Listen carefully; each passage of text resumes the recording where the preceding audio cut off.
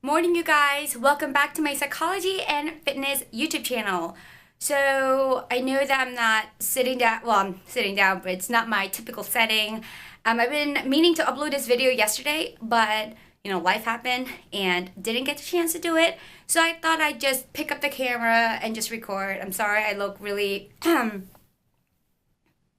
like this because it is very early in the morning. I woke up at 3:30 to apply to some jobs, and I just wanted to do a quick intro before I go to the gym this morning. I'm just going to do some cardio and some abs because, as most of you know, and if you're new to my channel, hi, my name is Grace, also known as Grace and Fit, and in this YouTube channel I do psychology and fitness, and I explain to you why I decided to incorporate psychology into my fitness YouTube channel, and it should be, like 2-3 videos before this one, so yeah, so welcome. Yeah, so as most of you know, I got breast augmentation done and about 2.5 weeks ago, and I can't work on my upper body, so therefore I'm focusing more on my lower body and doing a lot of banded workouts. And as long as you know what you're doing, and as long as you've been training because I've been training or lifting for about 6 years, 6.5 years, so I kind of know how not to use my upper body while doing your lower body and doing more of like a muscle to mind connection kind of sort of thing. Anyways, in this video, I'm going to show you guys my shoulder tutorial, not tutorial, but more of the educational portion of it, like why it's so important to understand your muscle anatomy to your, well, to all your body parts, but because this is a shoulder workout, I'll be showing you that. And before I show you that, I just want to quickly say this.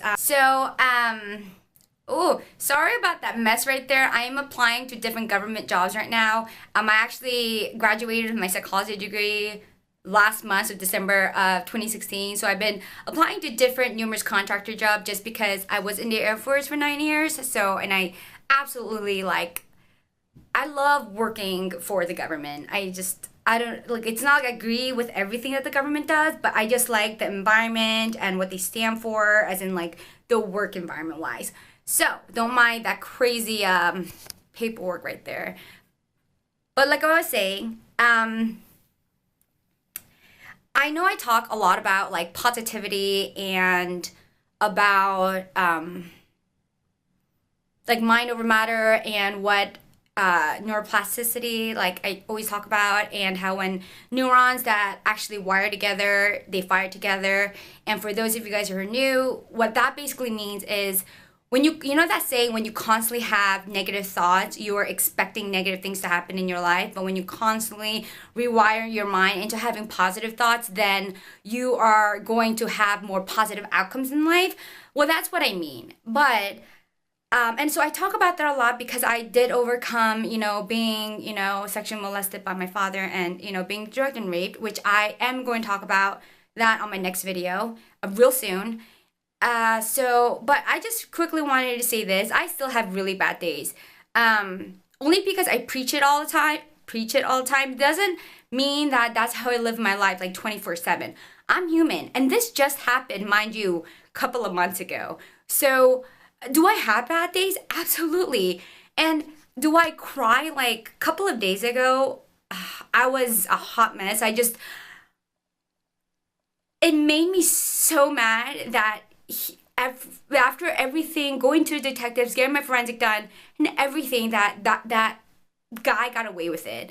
And how someone who was supposed to be my best friend betrayed me. Like, it gets to me. Like, it makes me wonder why there's so many evil people in this world. And I do know the answer to this question. And what I mean by evil is just saying how people are so like psychologically messed up in the head because of what happened in their past. Not that that makes an excuse for it, but I just wanted to say, like, I still have really bad days.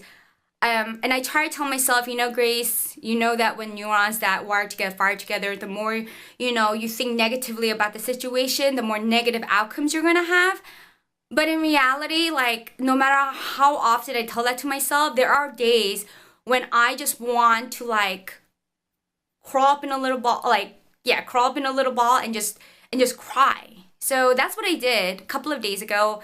I literally ate my emotions, which I normally never do anymore because I used to have a really bad eating disorder, but I haven't had that in many years. But I did that, and I cried a lot, and I yelled, and so yeah. So I just wanted to share this with you guys because I do have really rough days. I really do. I just don't share it that much, because I feel like, I don't know. I'm just gonna keep it real with you guys. So yeah, I will be talking about that in details and how I overcame it and how I overcame my addiction. So that's what I'll be talking about in my next video. But for now, here's my shoulder workout that I recorded December 2016. I tried to record footages ahead of the time just because I knew that I wasn't going to be able to work out. So I just went to the gym and tried to record as many footages for you guys. So, as I stated previously, this shoulder workout was recorded like last December, so December of 2016, due to my breast augmentation. So I made sure that I recorded some footages ahead of the time. So with this video, I want to do something a little bit different. Instead of doing a voiceover, as in giving you guys a full tutorial of every single workout, the sets, the reps I'm doing, I want to take the time to talk to you guys about the shoulder anatomy. If you want to build round delts, you need to keep your shoulders healthy and injury-free. Our shoulders are so crucial, and having a shoulder injury is probably one of the worst injuries you may encounter. Now, knowing the anatomy of your muscles and joints with various functions are crucial to not only train but grow them more effectively. So let's first start talking about the muscular anatomy. In our shoulder anatomy, we have your deltoid and your rotator cuffs. So let's start with our deltoid.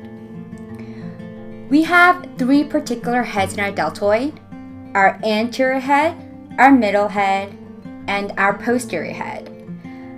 Our anterior head is front of your shoulders. It starts on the front of your clavicle, which is also known as your collarbone, and it basically runs down and across, and it attaches to your humerus, aka your upper arm bone. Now let's talk about our middle head. Our middle head lies next to the anterior head and is more central. It starts from the bottom of your scapula, which is also known as your shoulder blade, and it attaches to outer portion of the humerus, which, like I previously said, your humerus is also known as your upper arm bone. Now for our final deltoid, it is your posterior head. Now posterior means back, right? So it basically starts back of your scapula, which is also known as your shoulder blade, and it attaches to your humerus. So now let's start talking about your rotator cuffs. Your rotator cuffs are so important because it stabilizes your shoulder joints. Now they consist of four muscles, which is your supraspinatus, your infraspinatus, your teres minor, and your subscapularis. Now the way I remember my four muscles in my rotator cuffs is the acronym SITS, S-I-T-S. Now with your supraspinatus, the muscle runs from your scapula, which then attaches to the inside of the humerus. Your infraspinatus is that big muscle that spans the outer portion of your shoulder blades. The teres minor, which is under the infraspinatus, is, if you can see, is that smaller muscle. And finally, the last S, the subscapularis, is that muscle that sits on the front of your shoulder blade. So that's it for your muscle shoulder anatomy. Now there's your skeletal anatomy as well, which I won't go into details, but I will just briefly go over them. There's four parts that you have to understand: your thoracic spine, your scapula, your humerus, and your glenohumeral joint. Towards the end of this video, I will write down the importance of understanding your skeletal anatomy. I just don't want to make this video long. That's always my goal, never to make a video over 10 minutes. Sometimes I succeed, sometimes I don't. But the main point of this video, which I know it wasn't exciting at all, but more educational, is basically to tell you that if you want to grow and not injure yourself, you really have to understand the muscle groups that you're working out. I know that I did not show you in this video my warm-up before I do a shoulder workout, but you guys, shoulder mobility, shoulder warm-up is so crucial and should not be neglected. And like I told you previously, if you mess up your shoulder, like I've known a few people that actually injured their shoulder, and it's just miserable. So don't be stupid, be smart, and I hope you found this a bit educational. I think towards once I am able to work on my upper body, I will show you exactly every single workout and guide you guys through it step by step. So I hope you guys enjoyed this video. If you guys enjoyed this video, please give this video a thumbs up because it truly helps me out. And I will see you next week, episode 2 for the year of 2017 of Psychology and Fitness. Thank you so much, and I hope you guys have a wonderful week.